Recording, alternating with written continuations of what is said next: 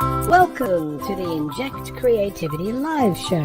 My name is Rob the Robot from the Adobe Education team. This is a free online show for primary, secondary and post-secondary educators interested in enhancing digital literacy, communication and creativity in the teaching and learning process. Here are your hosts, Dr. Tim Kitchen and Aaron Raithke. Thanks, Rob, and welcome to part one of this Inject Creativity Live episode, the show based on encouraging creativity throughout the learning and teaching process. Welcome, Erin. Hi, Tim, and welcome to everyone who's joined us live and those who are watching this episode on demand, which is being recorded at 6:30 p.m. Australian Eastern Daylight Savings Time on Wednesday, the 23rd of March, 2022, via the Adobe for Education YouTube channel, as well as the Australasian Adobe and Education Facebook group. We encourage you to say hi in the chat, no matter what chat feature you're using, depending on what you're using to watch this show, and please let us know where you're from and where you teach. While you're in the chat sharing a bit about yourselves, we'd like to do an acknowledgement of country. We respect and honour all Indigenous people from the lands we reach out to during this event. We acknowledge their stories, traditions and living cultures. We acknowledge them as the first educators and the first creatives, and we commit to building a brighter future together. I'm coming to you from the Wurundjeri land in the Kulin Nation, otherwise known as Melbourne, Victoria, Australia. And I'm coming to you from the country of the Jagera, Yagara and Ugarapul people from around the area, otherwise known as Brisbane, Queensland, Australia. Now, you may have noticed we have a slightly different format for future Inject Creativity Live episodes. So we'll be recording two 30-minute sessions for on-demand viewing on the Adobe for Education YouTube channel. During part one of this episode, we'll be hearing from Adobe Education leader Adrian Brook, who will have one of his amazing Adobe app demos for us. In part two, our special guest educational thought leader will be none other than the wonderful Peter Hutton from Future Schools. We will be promoting a number of Adobe-related education resources and professional learning opportunities during both parts of the show. We have a special student video to share in part two of the show. We launch a new student film competition also in the second part of the show. And our behind-the-scenes guru, Adobe's Senior Customer Success Manager, Jerry Wong, will have a special quiz question for us coming up very soon. You're watching Inject Creativity Live with Tim Kitchen and Aaron Raithke. Well, we've only got a few people who have added comments here who have joined us live, including Tim Goodsell. It's good to see you. Hi. And who else have we got here? Well, it's really just Tim who's adding to the contributions that I can see. It's quite possible that there are other chats going on that are not visible to us. But let me encourage you, especially if you're new to the show, to throw in a comment, get to know some people, and have a bit of a conversation in the chats. And we might be throwing in some of your comments throughout the show as we go through it. But Erin, did you know that last week I had the opportunity of doing some travel again? Oh my Hooray! goodness. It has been a while. And I was very happy to be involved with the ITE conference in Sydney last week. So let's just have a quick look at what we got up to. This was around about 300 teachers from all over New South Wales who teach various technology subjects, all gathering together. And I want to thank Craig Dalmeyer Power, who is a very important part of our AEL community. He was there helping as well. He ran a workshop and I ran some workshops, and we had a fantastic time with these teachers over a couple of days last week in Sydney. It's great to be out and about again. And I am looking forward to many more opportunities to come where we will be out and about meeting teachers face-to-face at long last. You're watching Inject Creativity Live with Tim Kitchen and Aaron Raithke. Thanks, Rob. Now let's welcome our good friend and the Inject Creativity Live moderator and techie whiz, Jerry Wong. Hi, Jerry. Hi, everyone. Welcome. I'll be looking out for your comments and questions in the chat and posting the most relevant ones. To encourage you to use the live chat, I have an Adobe-related quiz question for you. What is the name of the new tool that sits above templates in the graphic maker side of Creative Cloud Express? Now, we had a bit of trouble, didn't we, Erin? You didn't quite work. Maybe the question's not very accurate, but it is a new tool. If you've gone into what used to be called Spark Post, but the graphic design side. Yes, once you go in and you start making a graphic design in Adobe Creative Cloud Express, what new tool is sitting at the top left-hand corner? So we might get a response because it is a Tim party. It is a Timathon, as Tim Goodsell has pointed out in the chat. So hopefully we know one of our Tims knows the answer to this quiz question, but let's see if we have any comments from anyone. Maybe they're quickly and furiously logging in to Creative Cloud Express to have a bit of a sticky beak. I know I had to. Well, I think we know something. I'm going to give them another 5 seconds with a drum roll. If we haven't got a response or an answer yet, then I'll give you the answer. Here comes the drum roll. Still looking at the comments. 5 seconds is up. And the answer is, Jerry, bring up the next slide, the Discover tool. Now, that is a relatively new tool, and we'll be demonstrating a little bit about what the Discover tool actually does later on in the show. You're watching Inject Creativity Live with Tim Kitchen and Erin Raithke. Thanks, Rob. Let's meet our guests for both parts of this episode, and welcome to the stage Adobe Education Leader Adrian Brook from Victoria and Peter Hutton, who is also from Victoria. Welcome. Now, Adrian.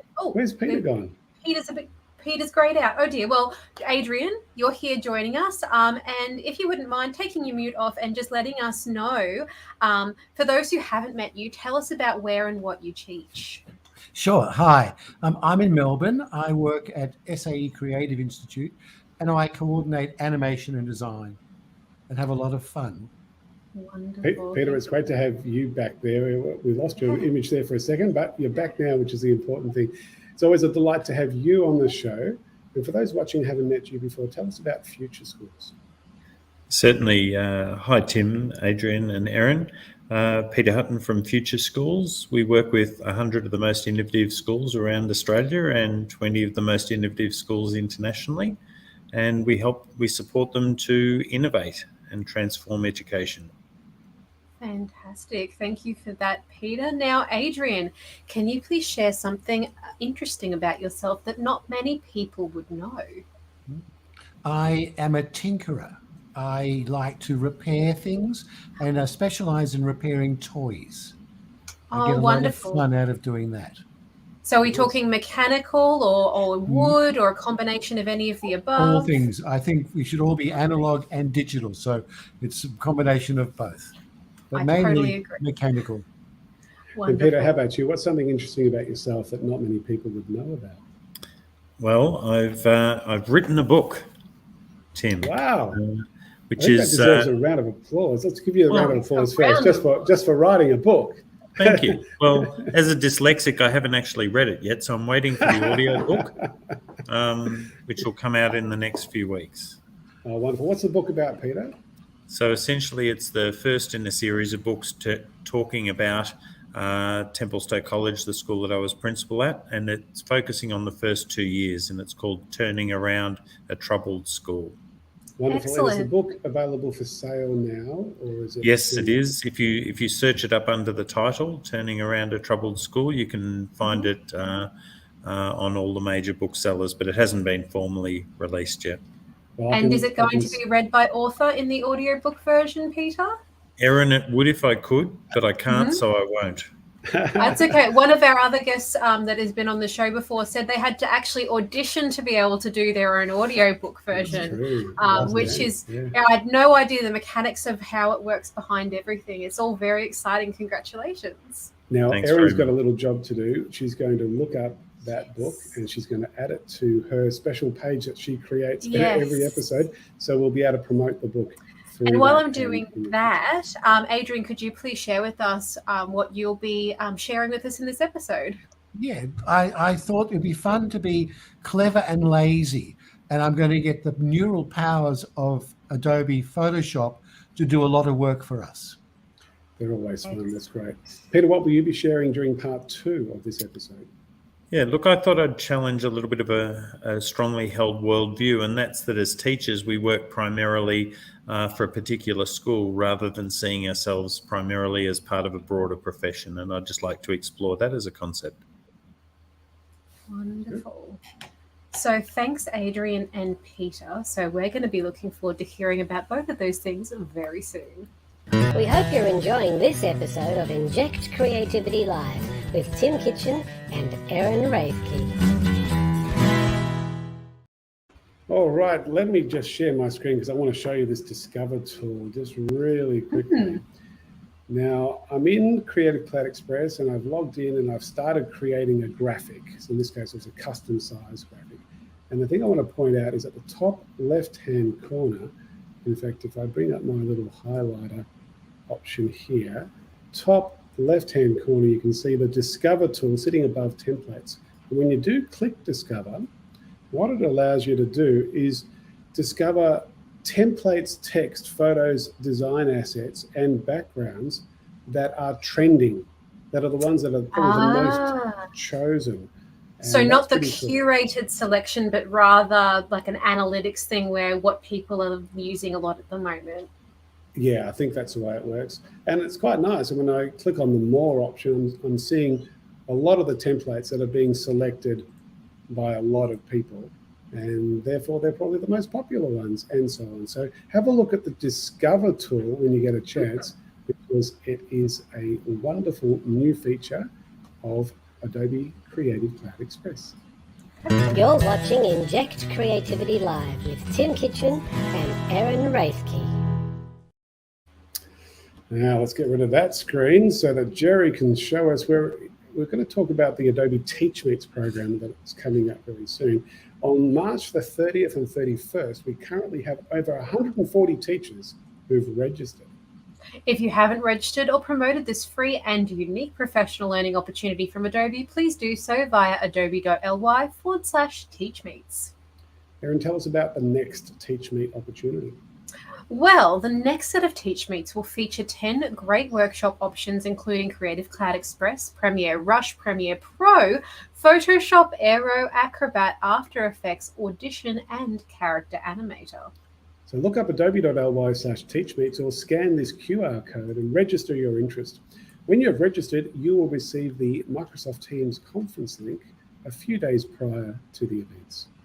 If you don't have to commit to a particular workshop when you register.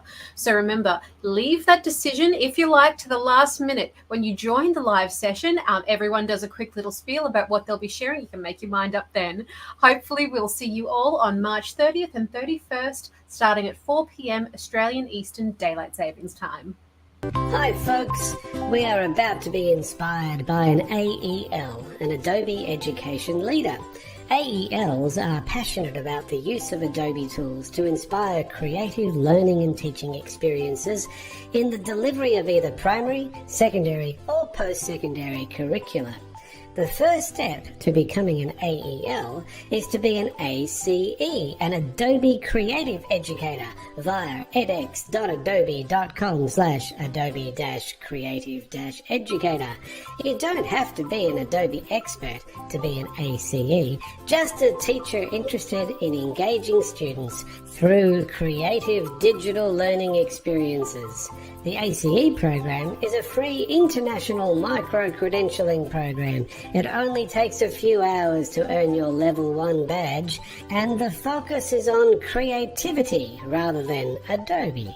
Please share this program with your colleagues and get involved. Who knows, you may one day also become an Adobe Education Leader. And it's a delight to have Adobe Education Leader Adrian Brook on the show to present to you. Over to you, Adrian. Okay, so I have been taking some photos. What I thought today was show you how the neural filters, the new thing of Photoshop, I'm using Photoshop 2022 for this examples, but I want to show you how these images can be transformed really easily. So this first one here is a photograph of in purple, and I also did another one in yellow. Two different scenes at the same place. And what I want to be able to do is go up to the filter, and go neural filters. And then I have a bunch of choices. And we're going to explore this a bit. So what I want to do now is do this color transfer down the bottom. And you can see down here, there's a switch which says it's either on or off. So I'm going to turn it on. And I have a bunch of choices. These are presets, but I can use those or I can use one of my own. And what I want to be able to do is to use the yellow and the purple two images, combine them together. So when I click on this and I select an image, not this one, let me switch across to this. I'll do this one. It's easier. Cancel that. So here's my image that I've got. I go up to the filter. I go neural filters. I choose the choices for the color transfer, and I go to custom, and I can actually choose an image that I've got from somewhere else. And what I did was choose this image here. Let me cancel and show you. I chose this image here, which was the purple one. And when I went into neural filters and chose to make changes to it, this is what I got. Automatically, it chose and changed and made it for me. And I then get a choice of, do I want to save it as a layer or not? And so I saved it as a layer and exported it out. And it did this so easily without me having to think or colorize it in any way. I could choose, going back to filters, to neural filters, I could choose presets if I wanted to. So when I'm going into color transfer and turn it on, I can use something like this, and it's going to process it on my computer, and it's made changes. Or I can say, take this one. But I wanted to use the actual images that I chose to make it and do that. So let's say that's the first one of those. The next thing that I wanted to explore also with these neural filters was the ability to take a black and white image and colorize it really easily. So here I have a beautiful, it was a pen and ink watercolor portrait of Yehudi Menuhin by Louis Kahan, and it will do the same thing. So in here, I go filter, I go neural filters, and some of these are actually processed in the cloud. So when I go towards colorize, it chooses the whole image. I switch it on, and it's going to process it, and it's given me its automatic color version. But if I go and choose some presets, some options like retro high contrast, it makes a change to it. Or I can go retro, I like the denim, and I can change that. I can change the profile strength. I can change my saturation. I can change my color emphasis from magenta to green. I can reduce noise, all sorts of things. And then when I've finished with it, I can output it as a new color layer. And I think it's really important in Photoshop we use layers as much as possible. It allows us to change files without destroying them. Okay, so that's it. And I'll say, okay. Now, what is interesting for us as Adobe, as Photoshop users or any of them, is that we get a choice to be able to say, am I satisfied with the results? Yes. And it allows me to give feedback to the software engineers. So I'm encouraging you as you're going through doing these things, give feedback. I like this. I wanted more details. So I'm not going to do that at the moment. But let me go back. So we've done, first of all, the ability to take a color from one image and transfer it to another using neural. The second thing we did was this colorizing, taking a black and white image and making it into variations of color. And then the third thing was, let me cancel that because I've got to get out of that dialog box. The third thing I thought would be fun to do, we takes this formal portrait of me and be able to play with it. And if I go into the filters, to neural filters, and it loads, I have the ability to, where did I put this thing, to go into, smart cloud processing. So smart portrait is going to do. I turn that on and I can choose my happiness level. So if I increase my happiness, you'll see it will process in the cloud. Look what it does to my face. It might take a little while. I'm not sure how quickly we will have to run through this, but let me show you what I did. So I will just cancel that for the second because I don't want to spend our time processing. So what I did was I took the happiness level and I reduced it completely. So I'm now showing you a picture of me unhappy. Look at the difference between me being happy, being me normal, and me being unhappy according to Photoshop standard things. But then what happens is I want to make myself look a little bit happy and older. And so what it's gone and done is changed me this way. Quite a change from this to this. And then I went back and went even further and adjusted some of my other things. So look how quickly it did it. I mean, it went via processing via the cloud, but how dramatically it could change me from this to this, where I look at, and we can adjust the eyes, we can adjust a whole bunch of things. So that's just using smart portraits. And if I go back into these filters, well, I'm in this thing now, so let me go back into the original file, and I go filter, and I go to these neural filters again. There is a choice to do things that are existing or beta, which is in the process of being released, but there's also a wait list. And that will tell me, look, these are things that Adobe Photoshop software engineers are thinking of. Do I want to do something about it? Do I want to be told about it? So I can click, I'm interested in that. And you have the power to persuade the software developers, this is important for me. And that's quite a fun thing. So any of these are the things that are going to happen in the future that they're already working on. And you can see what's going to happen with shadow generators or long exposures for water images. Let me cancel that. Have I still got time? Have I got more time to talk about another thing that was fun? You've got 2 more minutes, Adrian. Okay, all right. So here's a photo that I took in Ballarat for the Linda McCartney, the Photo Biennale, and I didn't really like the sky. I've got another photo that I took of the sky outside my house with some hot air balloons, and I can go into this photo. This is a Photoshop fantastic thing.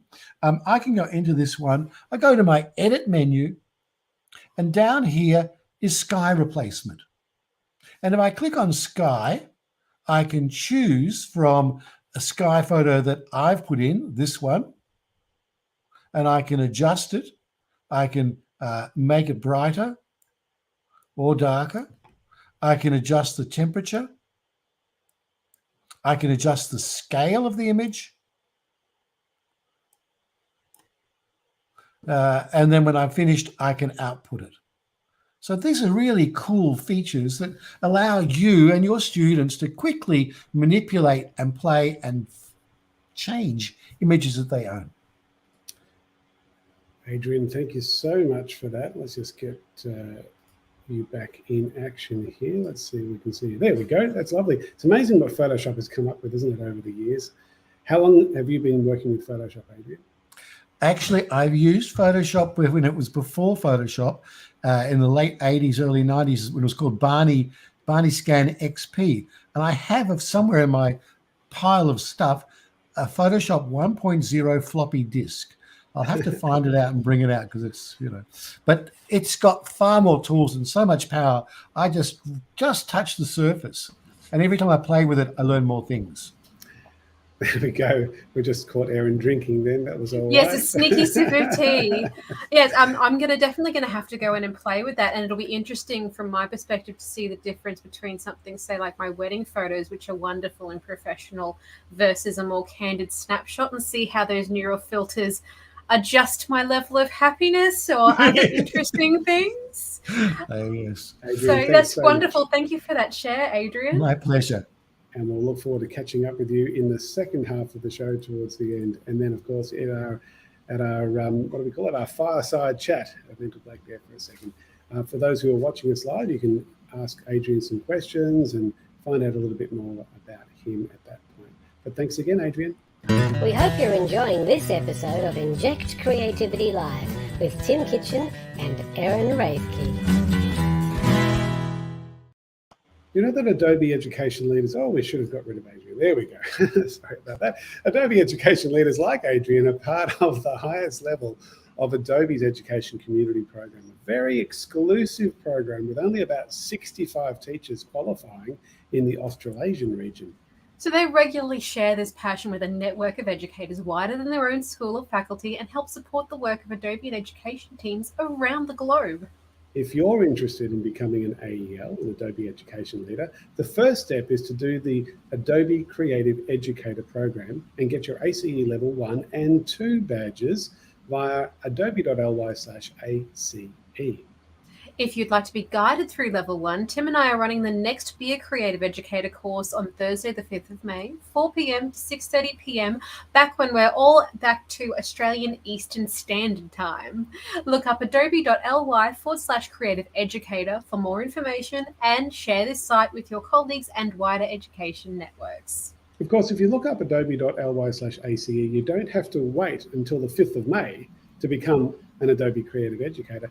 You can do the Creativity for All course on the Adobe Education Exchange at any time on demand. The Creativity for All course is one of many great on-demand courses on the Adobe Education Exchange.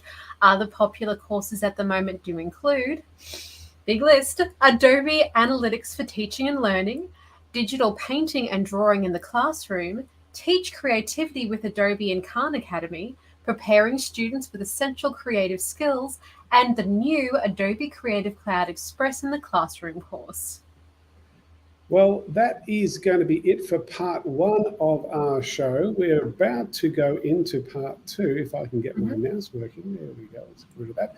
And part 2 will be starting again very soon. If you're watching us live, it's just going to keep going. For those of you who are watching the recordings, you'll need to jump into the Adobe for Education YouTube channel and look for the second part to this show.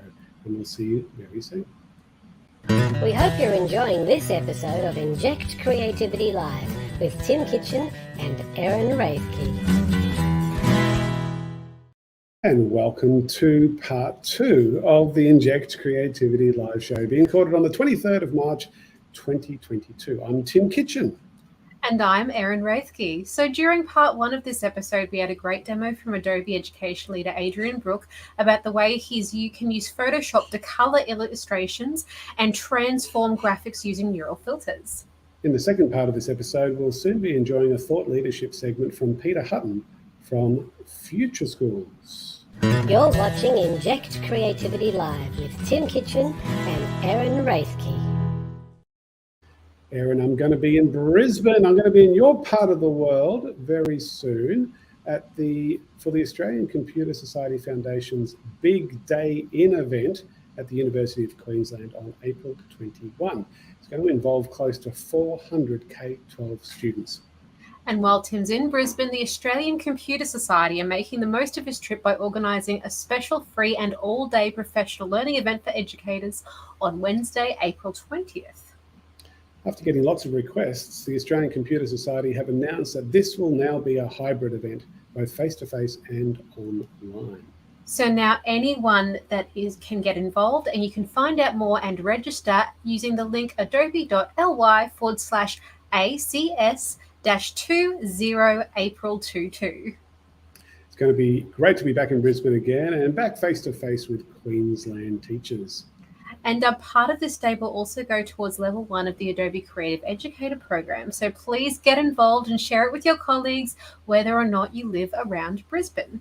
We hope you're enjoying this episode of Inject Creativity Live with Tim Kitchen and Erin Raithke.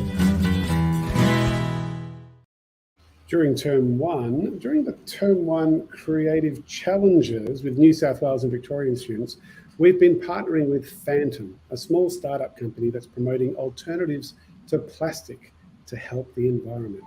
Here's one of the videos that was made by Kushal, Lucas and Tim from Wellington Secondary College, where AEL Janine Watt teaches. Hello, today I am here to talk about Phantom and what they do to help reduce plastics around the world. Phantom is a company that is concerned about this issue and has taken action to solve it. how a world where plastic wood doesn't exist would look like. $8.3 billion tons of plastic wouldn't be lying around our planet. 100,000 marine sea life wouldn't be dying annually. 5 trillion pieces of plastic wouldn't be roaming the oceans. There are countless environment-friendly materials and resources that our world could be utilizing. This helps to lower the plastic usage, thereby avoiding landfills. These eco-friendly substitutions include mushrooms, bamboo, seaweed, sugarcane, mulch, hemp, and many more. All of these materials are biodegradable and would solve the problem of extreme amounts of plastic usage. To replace plastic disposal, we can change packaging for companies to be completely edible for animals. For example, bamboo edible packaging could be consumed by pandas after they are used. We could remove the harmful elements from the packaging. In the near future, we must follow these rules to keep our planet healthy and put an end to global warming.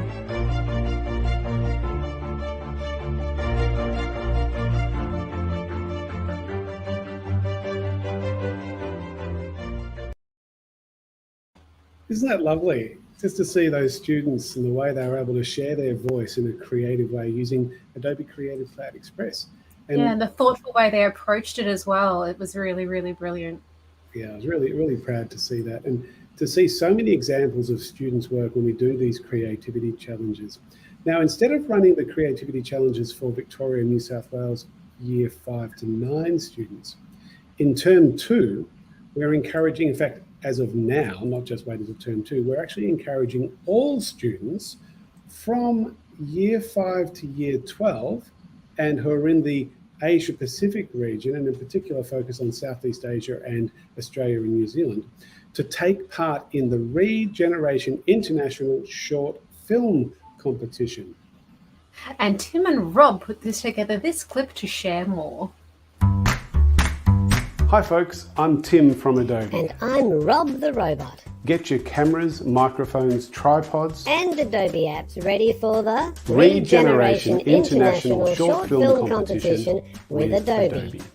This competition is part of the 2022 Regeneration Youth Festival, which is focused on building a resilient and empowered future. Tim, what do the students need to do to enter this competition? Good question, Rob. The students need to organise a small group of preferably 3 to 5 and plan, film and edit a short film that goes for between 1 and 2 minutes based on the theme of building resilience and empowerment for creating the world we all wish to live in, with a focus on sustainability and a reference to at least one of the United Nations Sustainability Development Goals. Can it be an animation? Sure can, Rob. What about a mix of real life like me and animation like you? Yes, absolutely. I mean, what do you mean like an animation like me? I mean, you're the animation in our relationship. There are 2 main age categories for this film competition.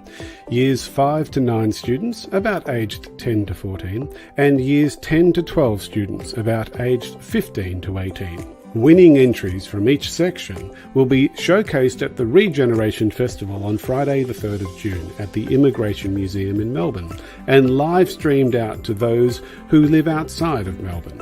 The films, or animations, need to be edited with at least one of the following Adobe products. The new Creative Cloud Express, formerly known as Adobe Spark. Which is free for all schools. Adobe Premiere Rush. Which is also free for all schools. Adobe Animate, which is part of the Adobe Creative Cloud and available in most schools. Premiere Pro, the ultimate video editing solution used by professionals and also available in most schools.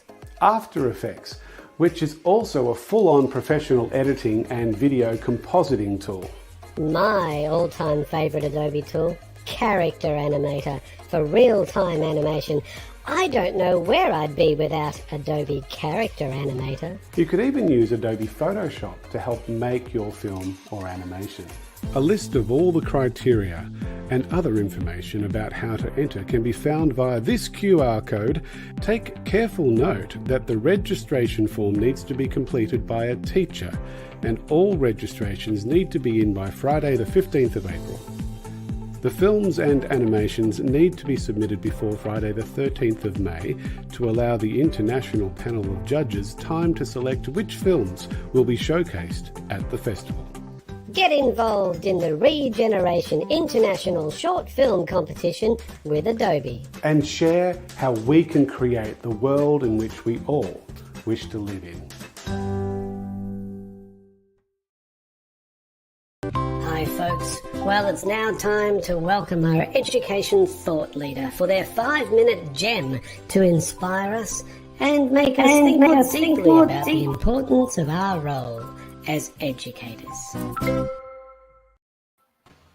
There we go. Peter, I just forgot you didn't have headphones on, which is why we had that little bit of an audio blip just then. It is a delight to welcome you back to the show and to find out what you have to share with us with your thought piece. So over to you, Peter. Thanks very much, Tim and Erin. If there's any glitches in this video, we can thank Elon Musk because I've swapped across to Starlink. I'd like to just spend a little time today challenging an assumption that we often hold as educators, and worldview and mindset in regards to who we are. Many times when you talk to an educator, a teacher, we define ourselves by the role that we hold at a particular time and perhaps even the school that we're at. Whereas I'd like to ask you to consider whether we shouldn't consider ourselves first as our own self-actualizing educator who happens to be at a particular school and happens to be holding a particular role at the time. And I know that sounds a little bit like semantics, but so often we feel like we're actually owned by a school, and indeed that sometimes we're constrained by that school. And really those constraints only exist in our own minds. So I just wanted to think of 3 potential ways where education or educators could challenge that assumption. The first thing is I'd strongly encourage you to think of yourself as owning your career. And whilst you might be in a particular role, it doesn't mean that you have to confine yourself to that role, even within your own school.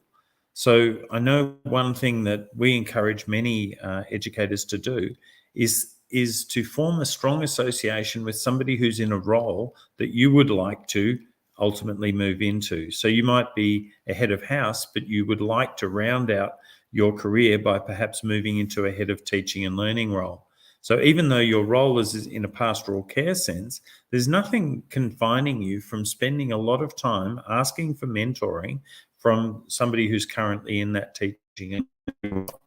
Likewise, if you're wanting to continue to move through the hierarchy within schools, if we have hierarchy or organizational structure, I would strongly encourage you, if you've got a good relationship with the business manager, to ask if you can be involved in the budgetary process and in the financial running of the school.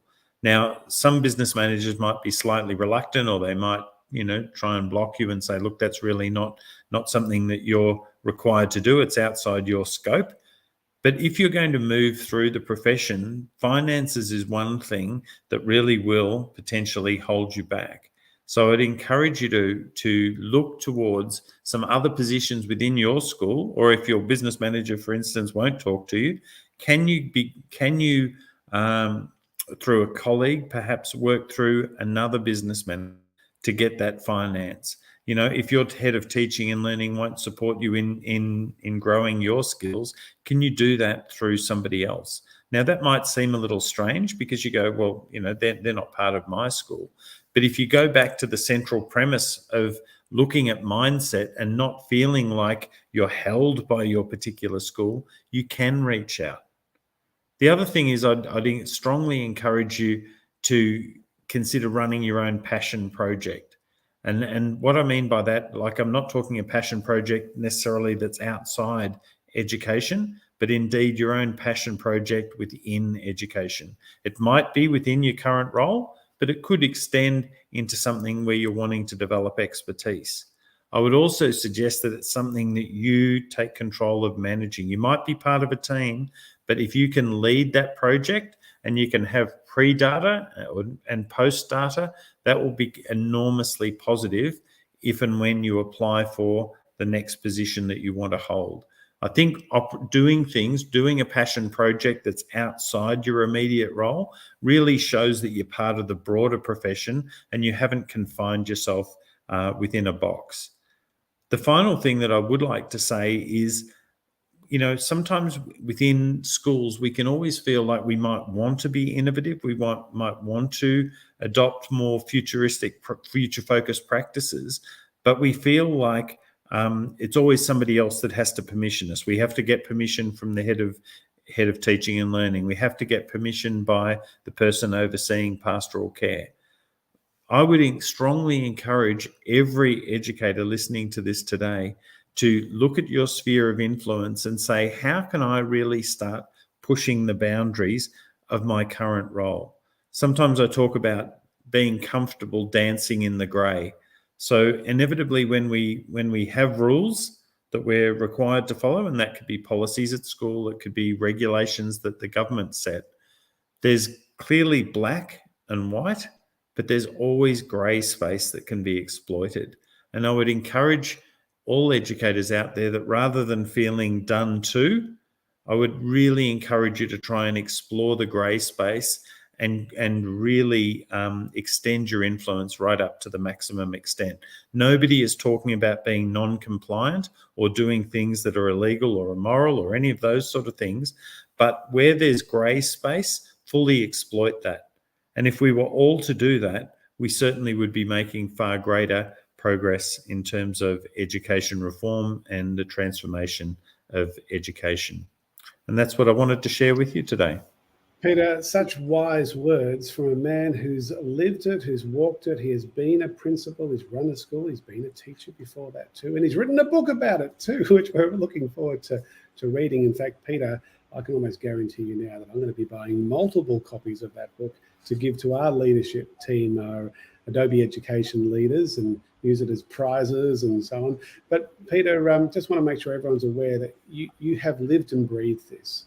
And this is life experience that you should really take seriously, particularly, I was going to say a young teacher, but a teacher at any stage of your career. And I wish I had taken that sort of advice when I was just starting out. And I think I would have really benefited from it right throughout my career. Peter, you're going to be back with us again on the 14th of September. So there's a bit of a gap between now and then. In that time, though, last time you joined us, you talked about a new school that you were establishing in Melbourne. Can you just give us a quick little summary about how that's going? Certainly, Tim. We've actually decided to move it away from something called a school to a learning hub, and these are going to be in the latest, imaginings that we have, because we're co-constructing this, co-creating this with broader educators, with parents, with students, with business, with philanthropists, etc. We're actually looking at having smaller learning hubs of approximately 75 students each. And each of those hubs will probably have approximate 3-year age range. So it might be from 16 to 18, from 12 to 15, from 10 to 12. So a little bit of an overlap there. And each of those hubs will have a special focus. So one of the ones that we're first exploring is for entrepreneurship and social impact. So for young people who perhaps are not feeling fully engaged in their education, or they're not necessarily seeing a clear purpose and meaning to their education, we'll have a hub of approximately 75 people in the city that the young people will actually fully manage under the supervision of adult educators, but they will fully manage that learning hub of a community of 75 young people and 3 and 4 or 4 educators, exploring and practicing entrepreneurial skills and projects that have significant social impact. So that's where we are at the moment. And fingers crossed, we're getting down to the wire for opening in 2023, but we're certainly hopeful of that.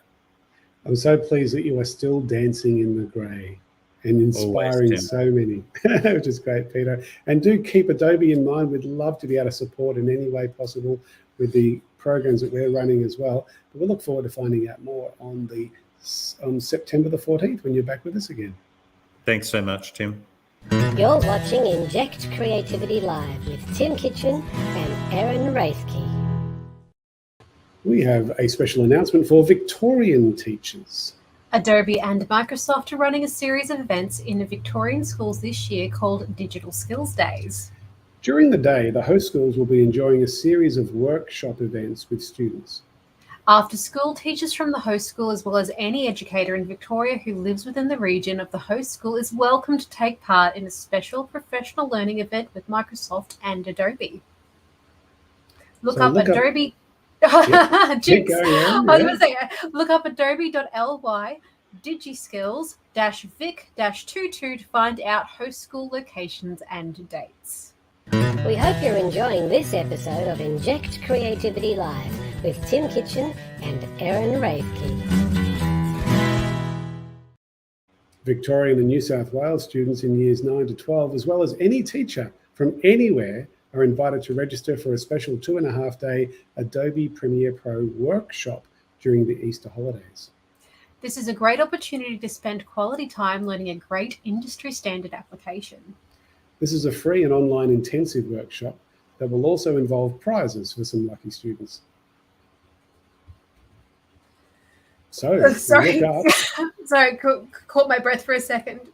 Look up adobe.ly/video-workshop22 to find out more about the Adobe Holiday Video Challenge workshop, which is being held by Dr. Tim Kitchen from Adobe and will be on April 11 to 14 during the Easter holidays.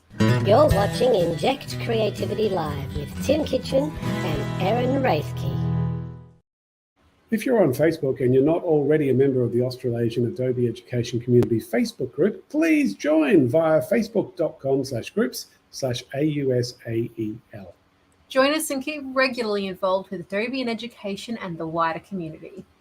If you are already on this Facebook group, you would have already received the March edition of the Australasian Adobe in Education newsletter.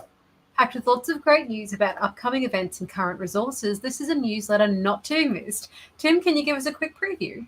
A very quick preview, Erin. I know that it's going out much wider over the next couple of days, so if you haven't got it, you'll probably get it. But if you want to see it in advance, you can go to timkitchen.net, and Jerry's very kindly put that link in. It's the most recent thing on timkitchen.net. And there's a plug for the new film competition that we mentioned earlier. We now have these little buttons that allow you to anchor through to different parts of the newsletter to make it a little bit easier to navigate to and from. Always helpful. Always helpful. Yeah, Adobe Teach Meets program we're promoting here. The Brisbane event that we mentioned is here. We've got Make It coming up. Again, for those of you who are available in Melbourne and Sydney, on the 5th of April and on the 6th of April. It's during the day, so it's not really great for teachers who are teaching, but if you happen to be an administrator or you have some time free, they're wonderful events to find out. It's like having a little mini Max for Adobe in your own city, if you're in Melbourne or Sydney. Of course, the Premiere Pro Intensive is advertised. We are involved in the National Education Summit in Melbourne and Brisbane, and Adrian Brook is going to be there as well in Brisbane, so I'm looking forward to catching up with him. EduTech is happening later in the year. We've got some information about that. The education program. Of course, this show, we promote this whenever we can, and the events that are happening throughout New South Wales and Victoria, including that new Digi Skills event. Really looking forward to seeing that. You can see 3 schools have already put their hands up, and another one put their hand up today, so we'll be adding that to the list today, and we're hoping to have about 10 of these events between now and the end of the year. And then the rest of it is focused on some really practical resources from the Adobe Education Exchange and some blog posts, lots of really terrific information there. So get involved and look up timkitchen.net or wait until you get your email to get the newsletter in your email box. I think we're just about winding things up. Let's bring our guests back up and Jerry as well to the screen to do our farewell. And our next Inject Creativity Live event will actually be on a Thursday this time, on Thursday the 7th of April. Adobe Education Leader Mark Wazowski from New South Wales will be our AEL presenter, and our thought leader will be the wonderful Juliet Bentley, Adobe Master Teacher for APAC.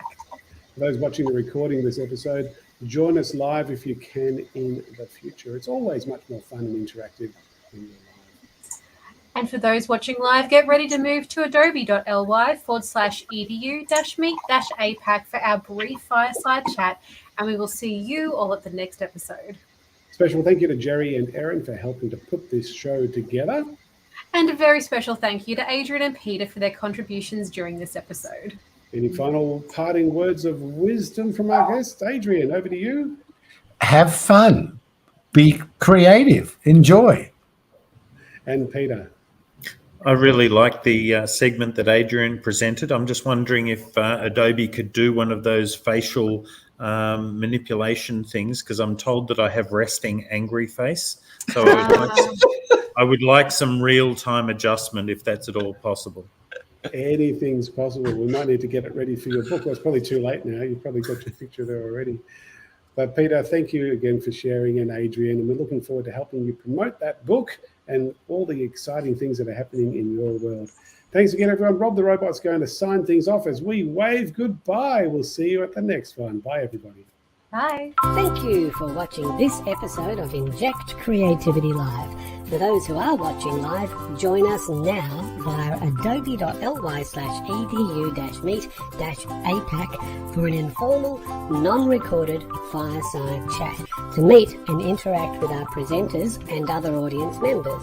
During this informal chat, you will be able to complete the feedback form and apply for a professional development certificate. If you are not watching this live, join us live next time. Use this QR code or link to find out about dates and topics. And use this QR code and link to find out about other Adobe in Education professional learning opportunities. On behalf of the Adobe in Education team, keep being creative.